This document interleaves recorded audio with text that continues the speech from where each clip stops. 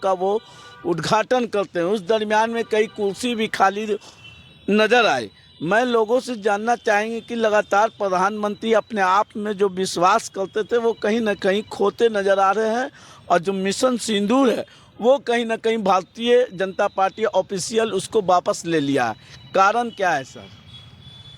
क्या मिशन सिंदूर वापस नहीं लिया? वो तो अपने जगह हो ही गया। हाँ, उसका प्रचार प्रसार को आप कह रहे हैं कि वापस ले लिया, जो उसको एक मुहिम चुनावी चला रहे थे उसको वापस ले। मिशन सिंदूर तो अपने जगह था, वो तो काम हुआ ही, हमला हुआ, ये हुआ, वो चला। लेकिन इसको तंत्र में ऐसे बदल दिया गया कि अब इसको चुनावी समर में लाया गया। इन्होंने चुनावी समर में लाया कि अब हम इसके बिना पे अपनी चुनावी नैया पार करेंगे। उनमें परेशानियां होने लगी, क्योंकि परेशानियां इस बात की होने लगी कि ये सिंदूर पहुंचाने का इन्होंने आगे देखा ना पीछा, कौन लोग इनके पीछे बैठा हुआ है और कौन ऐसी ऐसी बातों को बताता है। घर घर सिंदूर पहुंचाने का क्या मायने हैं, कोई समझ में नहीं आता। कौन इनके अभी एक्सपर्ट बैठे हैं ये सजेशन देने के लिए, ये सोचने और समझने की बात है। अगर वो ऐसा किए तो किए क्यों नहीं और वापस क्यों लिए? वापस इस संदर्भ में लिया क्योंकि सिंदूर कभी किसी को बांटेगा नहीं, और कहीं भी जाएंगे तो आधा से अधिक लोग बीजेपी के घर में ही अगर अपने देने जाएंगे तो वही लोग पिटाई खाएंगे, क्योंकि सिंदूर दिया नहीं जाता है। एक भावना एक जुड़ी हुई होती है कि सिंदूर, हाँ, कभी भी वो पति से ही लेती है वो औरत, और इस तरह से बांटने और अपने मुहिम को आगे बढ़ाने के तत्परता से लेकर कि हम सिंदूर बांटेंगे, स्वाभाविक है कि वो किया गया कार्य वो बिल्कुल अलग पैटर्न है। लेकिन अब इसको चुनावी समर में ढाल देना ये बहुत ही गलत चीज़ है। अच्छा, वहीं देखा गया कि कहीं ना कहीं नाराजगी सड़कों पर दिख रही थी, आवाम का, पब्लिक का, हम लोगों का। वहाँ पर प्रधानमंत्री गाड़ी से निकलते तक नहीं है, लोगों का अभिवादन तक नहीं कर पाते हैं। हाँ बिल्कुल, देखिए यही चीज़ था। वहाँ पे आए, इन्होंने जो अपेक्षा की हुई थी कि यहाँ पे एक हुजूम होगा, पूरी तैयारियाँ चल रही थी और यो भीड़ नज़ारा था। खासकर रोड शो का जो कार्यक्रम था, रोड शो में बिल्कुल भीड़ नज़ारत दिखी ना। कोई, ये गर्मी भी बहुत था और कोई इसीलिए शायद प्रधानमंत्री साहब बाहर भी नहीं निकल पाए।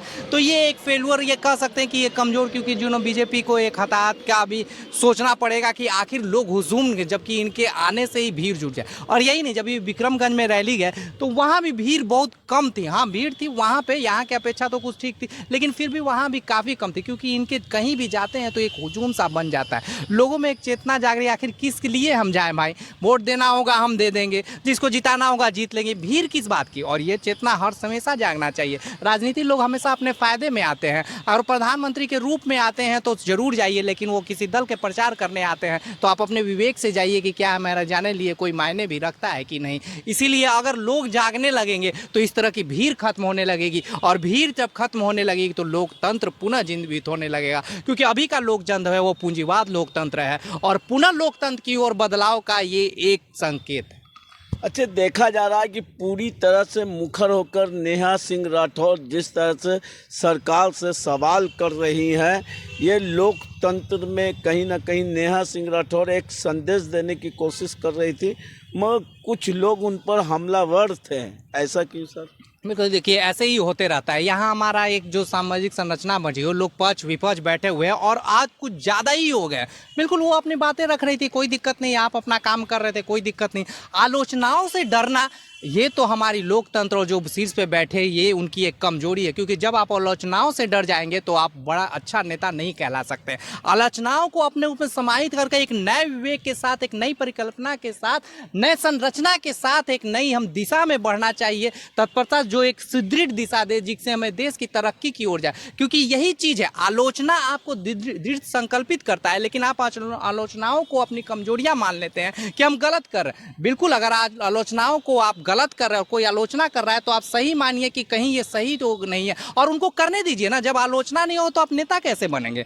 आलोचना करना, बड़ाई करना, बड़ाई से ज़्यादा आलोचना मायने रखता है। जब आलोचना करता है तो कोई आदमी ये सीखता है कि कहीं इस चीज़ में अगर हम सही हो जाएंगे तो निश्चित है कि हम बुलंदियों तक छाएंगे। तो आपकी बुलंदियों के छाने के पीछे भी आलोचनाएं होती है, लेकिन आलोचना इस संदर्भ में ले लिया जाए कि इसको हम कुछ गलत कर देंगे, इस पर FIR करते, ये बहुत ही लोकतंत्र में एक आघात है, जिसे बिल्कुल बंद करने जाना चाहिए।